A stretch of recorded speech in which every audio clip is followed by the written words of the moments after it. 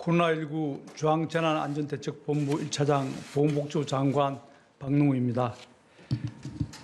국민 여러분, 저는 오늘 코로나19의 유행이 다시 확산되는 위태로운 상황에서 우리가 직면한 엄중한 상황을 말씀드리고 국민 여러분의 협조를 호소하기 위해 이 자리에 섰습니다.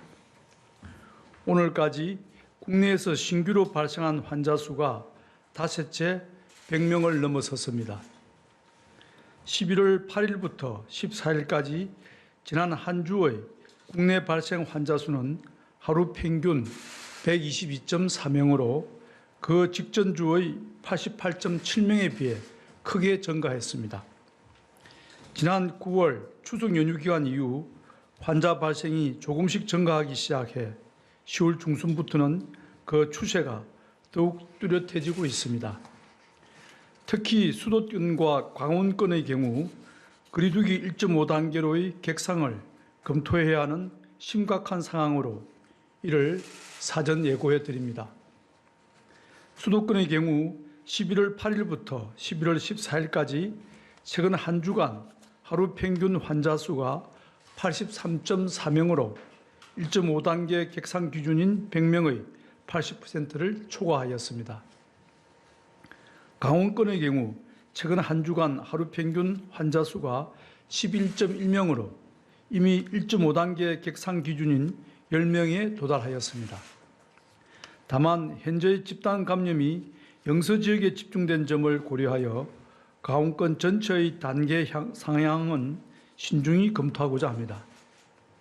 그 외 권역의 경우 충청권 9.9명, 호남권 9.7명, 경남권 5.1명 등으로 조금씩 증가하는 양상이나 아직 1.5단계 기준에는 미치지 않는 상황입니다.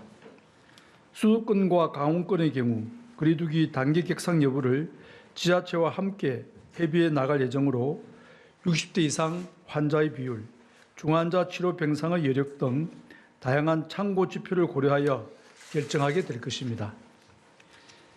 지난 300여일 동안 우리가 마주친 수많은 위기 상황은 모두 국민 여러분들의 적극적인 생활 방역 노력이 더해졌을 때 극복할 수 있었습니다. 2월의 대구 경북 유행과 5월의 이태원발 유행, 8월의 수도권발 유행 때마다 국민들께서 일상의 불편과 생업의 피해를 기꺼이 감내하며 생활 속 거리두기에 최선을 다해 주셨기에 대규모 유행 확산을 막아낼 수 있었습니다.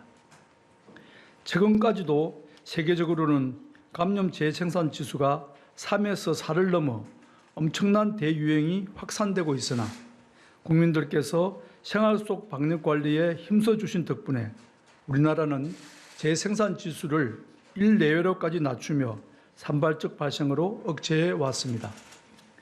이러한 성과는 전적으로 언제나 공동체를 먼저 생각하고 어려운 가운데에서도 항상 노력해 주신 우리 국민들 덕분이라고 생각하며 깊은 감사의 말씀을 드립니다. 그러나 지금 또다시 우리는 위기를 맞이하고 있습니다. 지금의 증가세를 꺾지 못한다면 거리두기 객상은 불가피합니다.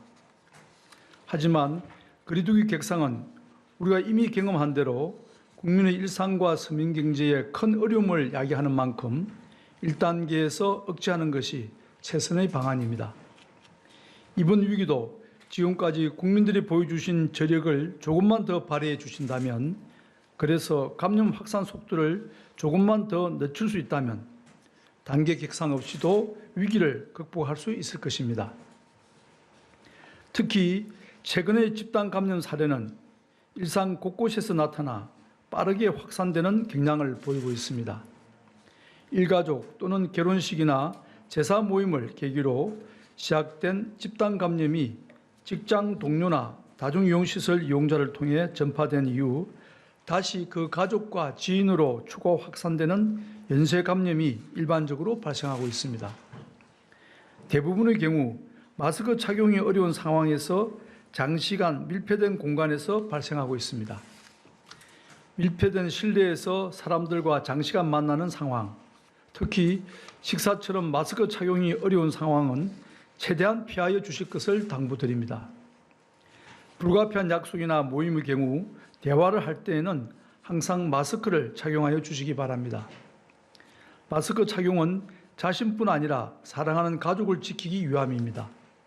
특히 60대 이상 어르신이 있는 가정은 각별히 주의하여 주시기를 간곡히 부탁드립니다. 직장에서의 집단 감염도 항시 경계하여 주시기 바랍니다. 직장 환경상 밀폐된 장소에서 침방울이 다수 발생하는 상황에 종사하시는 분들은 항상 감염 가능성에 유의하시기 바랍니다. 콜센터 등 전화 상담 업무 종사자 가운데 감염 사례가 자주 나타납니다. 탕비실이나 수면실 등 공용 공간의 시설, 기구를 함께 사용하거나 확진자와 식사를 한 경우에 감염 위험이 높았습니다. 공용 공간은 주기적으로 환기 소독하고 마스크 착용, 손 씻기 등 개인위생을 늘 지키며 식사 시간에는 가급적 대화를 최소화해 주시기 바랍니다. 정부는 각 권역별 감염 확산 상황을 살피며 단계 상향 등 필요한 조치가 즉시 이루어질 수 있도록 사전 준비를 하겠습니다. 1.5단계로 거리두기 단계 격상이 이루어질 경우 다중이용시설 대부분은 입장 인원을 제한하거나 좌석 띄우기가 실시됩니다. 이를 위한 준비도 함께 하겠습니다. 현재 위중증 환자는 56명이고 즉시 가용한 중환자 병상이 131개입니다. 감염병 전담병원과 생활치료센터도 가동률이 20%로 아직까지 의료체계 여력은 충분하며 적절한 치료를 제공하고 있습니다. 이에 더해 권역별 치료병상, 생활치료센터 등의 동원체계를 준비하고 중환자실도 추가 확충하는 노력을 계속하겠습니다. 또한 1단계 수준에서의 억제를 위해 강화된 방역 대책을 계속 추진해 나가겠습니다. 요양병원 등 감염 취약시설의 관리를 강화하고 방역의 기본인 마스크 착용이 생활 방역 문화로서 현장에 잘 정착하도록 계속 계도하고 홍보하겠습니다. 겨울철 코로나19와 계절 독감의 동시 유행에 대한 대비도 강화할 것입니다. 의료기관의 진료 수칙을 마련하였고 계절 독감이 의심되는 경우 검사가 어렵다면 선제적으로 항바이러스제를 처방할 수 있게 됩니다. 특히 소아, 고령자, 면역 저하자는 11월 19일부터 항바이러스제 처방에 대해 건강보험을 적용합니다. 항바이러스제 복용으로 증상이 호전되지 않으면 선별진료소에서 검사받도록 안내할 것입니다. 병원 내에서 거리두기와 마스크 착용을 꼭 준수할 수 있도록 하고 대면 진료 시 비말이 발생하는 검사나 시술을 자제하며 최대한 환자가 마스크를 착용한 상태로 진찰하도록 할 것입니다. 호흡기 감염이 의심되는 환자분들에게는 병원 방문 전 꼭 먼저 전화로 증상을 알리고 사전 예약하시기를 당부드립니다. 26일 앞으로 다가온 수능에 대한 대책은 이후 사회부 총리께서 상세히 말씀드릴 예정입니다. 우리 학생들이 오랫동안 준비해온 수능이 코로나19 재확산으로 인해 차질이 발생하지 않도록 방역에 힘을 모아 주실 것을 간곡히 부탁드립니다. 많은 해외 국가들이 대규모 재유행을 맞이하여 힘든 시간을 보내고 있습니다. 특히 이번 재유행은 첫 번째 유행보다 그 규모와 속도가 더욱 크고 빠른 상황입니다.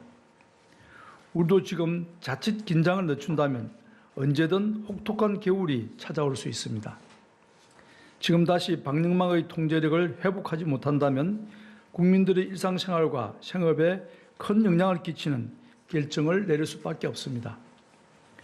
코로나19 치료제와 백신이 나오기 전까지 지금의 위기를 막을 수 있는 유일한 답은 생활 방역의 실천입니다.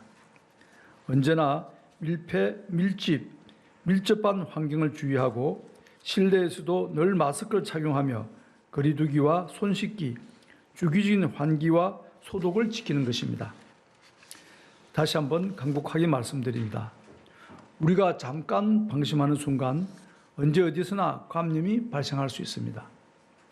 국민 여러분 모두가 방역의 최전선에 있는 방역사령관으로서 함께 노력해 주시기를 진심으로 부탁드립니다. 정부도 비장한 각오와 함께 지금의 위기 사항을 면밀히 살피겠습니다. 모든 부처와 지자체가 합심하여 대규모 재유행의 위험을 막아내는 데 총력을 다하겠습니다. 감사합니다.